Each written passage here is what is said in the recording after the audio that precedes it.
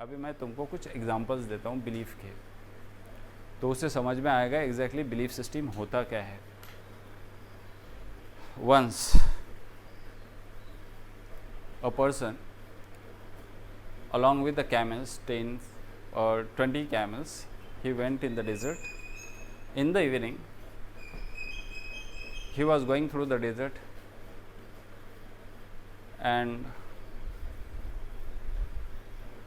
the night has overcome the day.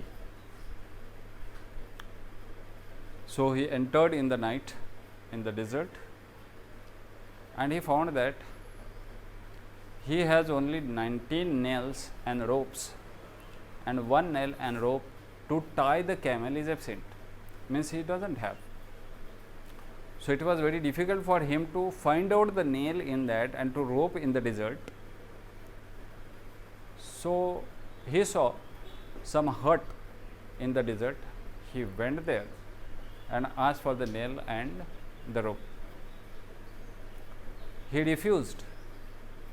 The owner of that hut refused that I don't have nail, neither nail nor rope. But he said, I will give you an idea. He said, okay, you give me idea. He said, now it is very dark night. You go, you tie all the camels, and while tying, you hammer the nail. There will be sound, and you tie in your tying style, no problem. But this will be observed to some extent by the last camel that everyone has been tied. Now just what you have to do for the last camel is you don't take a rope, because you don't have rope, you don't have a nail. So what you have to do is just to show that you are tying him, tying the camel, the last camel, and show that as if you are hammering the nail. And he did the same thing. The last camel was without rope, not tied with the nail, not tied with the rope, but still he was seated there whole night. He didn't move. In the morning, when the sun rose, he went to set off. Then he found that he released all the camels from the nails and the ropes, but there was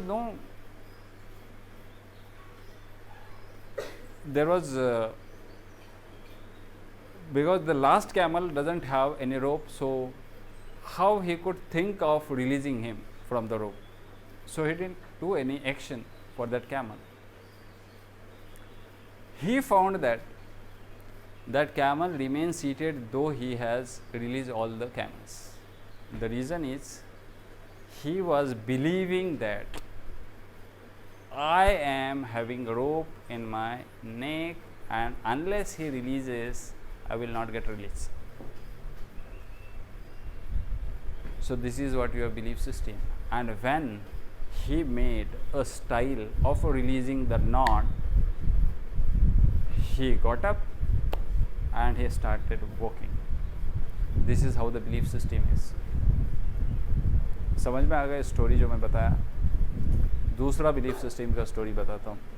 एक हाथी का बच्चा है ना, उसको बचपन में बांधते हैं एक ऐसे ही नेल से, किसी जगह पे बांध लेते हैं, ठीक है, हाथी के बच्चे को.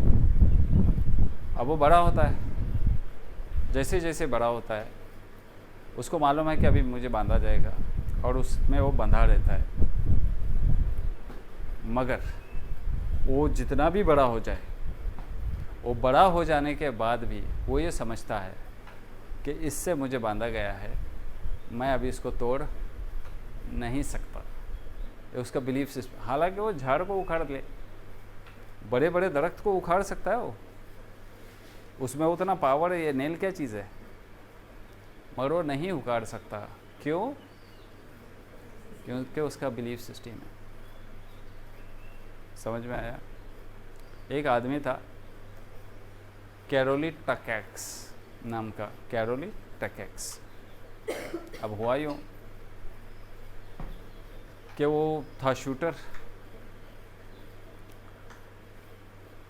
अब वो मिलिट्री मैन भी था, वो राइट हैंड से शूट करता था और बड़ा चैम्पियन था, वो शूट करता था।